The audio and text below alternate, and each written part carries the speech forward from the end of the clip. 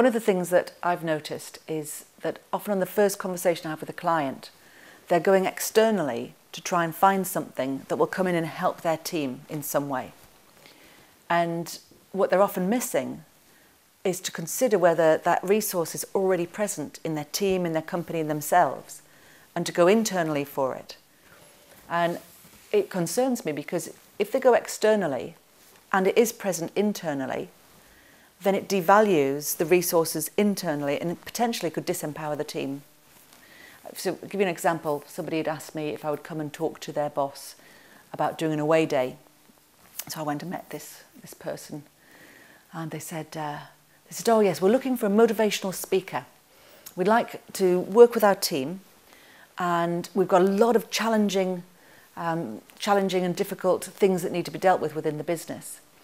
And what we want to talk about is overcoming difficulties. We really want to motivate the team to face difficulties head on and overcome them.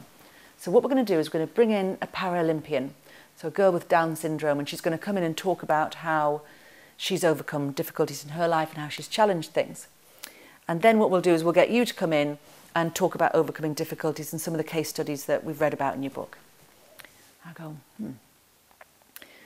It's interesting. This is me thinking, not talking to him yet. I'm thinking, so you're going to bring in somebody from the outside, and then you're going to bring me in to talk to this group of people about overcoming difficulties. So but I haven't heard him talk about how he overcomes difficulties. It doesn't seem like he's done due diligence to find out whether bringing in an outsider is going to help the team. So I said to him, so if you think for a moment about difficulties that you've overcome, if you just think about one now, you don't need to tell me the details about it. He said, yeah. I said, think about that situation. Did you challenge it head on? He said, oh yeah. He said, I had to in the end. I said, okay, so what was the context? So what allowed you to challenge it? He said, well, it's a personal thing. It wasn't at work. And he said, it was when I realised that my family were behind me, my family would support me 100%. I thought, okay, well, I'm going to have to deal with it, and I know they've got my back. He said, so then I could deal with it, got my family behind me, then I could face it, then I overcame it. I said, all right. I said, so then thinking about your work career, there must have been times when you've had difficulties there. Can you think of a time then when you've faced something and overcome it? He little think. He said, yeah, I've got one. I said, oh, don't tell me what it is. I said, just before you faced it. I said, what happened just before you faced it? He said, well, I talked to a couple of team members, and they said, yep, it was bothering them as well. I took it to my boss, and he said, go for it. And once I knew that they had my back, he thought, right, that's it, I can go for it.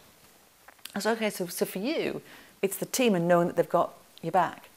He said, yeah, that's what's crucial to me to overcome difficulties. I said, okay. So if that's what's crucial to you, I said, what might be interesting is to get your team, and I could ask them similar questions. So if that's the theme, when you've overcome difficulties, face them head on and overcome them, under what circumstances did you do that? So if we can find out those circumstances from each of those people, then what you've got is you've got homegrown solutions to the problem that you want to resolve. And if there are themes to that, we can then say to them, so for this team to overcome difficulties, what are some of the key things that would need to be in place? For example, it might be teamwork. It might be knowing somebody's got your back. He said, what, like use what they already know to solve the problem? I said, yeah, that would be then the solutions that come out of the project, we know that they're going to work for most of those people because they're the things that have worked in the past. They're likely to work again in the future. And I think for me as a modeller, and as doing systemic modelling, this is the natural way to think. When have we naturally got the thing that we'd like to have more of? What are the contexts that allow that to happen? How do we create more of those contexts? Then we can naturally have more what we want. But for lots of people in business, it just seems to evade them. They go externally, we'll change things, we'll get somebody in, we'll get a consultant in. Instead of thinking, could we have all the resources that we need internally? I think it's a much more cost-effective way, and it's a much cleaner way of creating change in an organisation.